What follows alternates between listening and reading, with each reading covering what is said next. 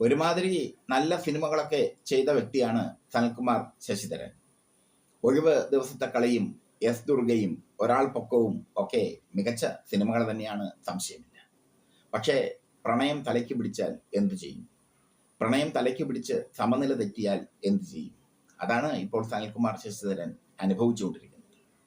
സനൽകുമാർ ശശിധരൻ നിരന്തരമായി സാമൂഹ്യ മാധ്യമത്തിലൂടെ പ്രശസ്ത താരത്തെ അപമാനിക്കുന്നു. നിരന്തരമായി സമൂഹ മാധ്യമങ്ങളിൽ അവമതിപ്പുണ്ടാകുന്ന വിധത്തിൽ തനിക്കെതിരെ ഒട്ടേറെ കുറിപ്പുകൾ പ്രസിദ്ധീകരിച്ചെന്ന നടിയുടെ പരാതി സനൽകുമാർ ശശിധരന് കൂടുതൽ കുരുക്കായി മാറി.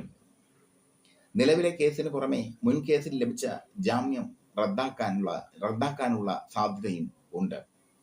പരാതി സംബന്ധിച്ച് ഇന്ന് പോലീസ് നടിയുടെ വിശദമായ മൊഴി രേഖപ്പെടുത്തി. 2022 സമാനമായ വിധത്തിൽ നടിക്കെതിരെ പരാമർശങ്ങൾ നടത്തിയതിന് സനൽകുമാർ ശശിധരൻ അറസ്റ്റിലാവുകയും പിന്നീട് ജാമ്യം ലഭിക്കുകയും ചെയ്തിരുന്നു. എന്നാൽ സമാനമായ കുറ്റകൃത്യമാണ് അയാൾ വീണ്ടും ചെയ്തിരിക്കുന്നത്. പരാതിക്കാരിയെ ഭീഷണിപ്പെടുത്തി എന്നതും പോലീസ് മുഖവിലയ്ക്ക് എടുക്കുന്നുണ്ട്. ഇതൊക്കെ ചൂണ്ടിക്കാട്ടി സനലിന്റെ ജാമ്യം റദ്ദു ചെയ്യണമെന്നാവശ്യപ്പെട്ട് കോടതിയെ സമീപിക്കാനൊരുങ്ങുകയാണ് പോലീസ്. അമേരിക്കയിലാണ് സനൽകുമാർ ഉള്ളത് എന്നാണ് കരുതുന്നത്.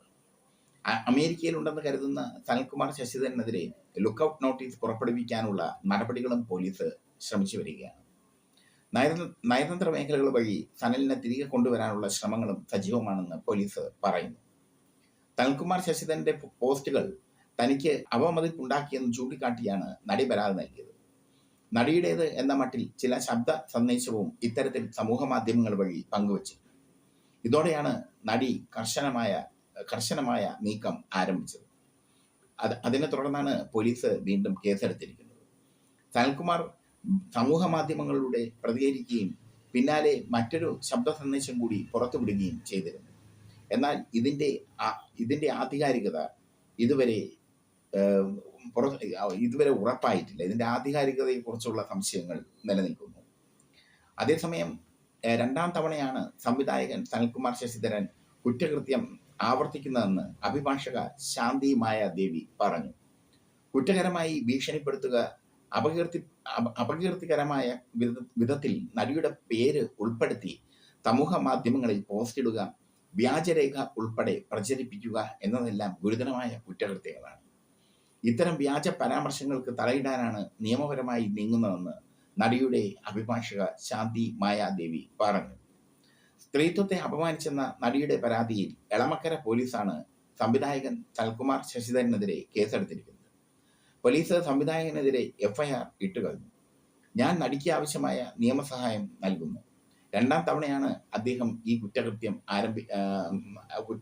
ചെയ്തിരിക്കുന്നതെന്ന് അഡ്വക്കേറ്റ് ചൂണ്ടിക്കാട്ടി. എന്തായാലും അമേരിക്കയിലിരുന്ന് ഇപ്പോൾ പല വിധത്തിലുള്ള സോഷ്യൽ മീഡിയയിലൂടെ പല വിധത്തിൽ നടിയെ അപമാനിക്കുകയാണ് സനൽകുമാർ ശശിധരൻ. സനൽകുമാർ ശശിധരന് വട്ടായോ എന്നൊരു സംശയവും കൂടിയുണ്ട്. കാരണം മുമ്പ് പോലീസ് പിടിച്ചപ്പോൾ കിടന്ന് അലറി വിളിച്ചതൊക്കെ നമ്മൾ കണ്ടതാണ്. ഇപ്പോൾ അമേരിക്കയിൽ ഇരുന്നു കൊണ്ട് അതേ കുറ്റകൃത്യം തന്നെ ചെയ്യുകയാണ് ഈ സനൽകുമാർ ശശിധരൻ. അയാളുടെ ലൊക്കേഷൻ ട്രാക്ക് ചെയ്തിട്ടുണ്ടെന്ന് പോലീസ് അറിയിച്ചു. ഈ കേസുമായി ബന്ധപ്പെട്ട് അവിടെ ചെയ്യാൻ കഴിയുന്ന നിയമ നടപടികളാണ് ഇപ്പോൾ കേരള പോലീസ് ആരംഭിച്ചിരിക്കുന്നത്. ഇദ്ദേഹത്തിനും ഇദ്ദേഹത്തെ സഹായിക്കുന്നവർക്കും സ്പോൺസറായി നിൽക്കുന്നവർക്കും ഒക്കെ ഇത് വലിയ ബുദ്ധിമുട്ടായി മാറും. കുറ്റകരമായി ഭീഷണിപ്പെടുത്തുക, അപകീർത്തികരമായ വിധത്തിൽ നടിയുടെ പേര് ഉൾപ്പെടുത്തി സമൂഹ മാധ്യമങ്ങളിൽ പോസ്റ്റിടുക, വ്യാജ ശബ്ദരേഖ ഉൾപ്പെടെ പ്രചരിപ്പിക്കുക, ഇതൊക്കെയാണ് കുറ്റകൃത്യം. സംവിധായകൻ നിയമ നടപടികൾ നേരിടേണ്ട കുറ്റങ്ങളാണ് ചെയ്തിരിക്കുന്നത്. അത് നടിയുടെ ശബ്ദമല്ല.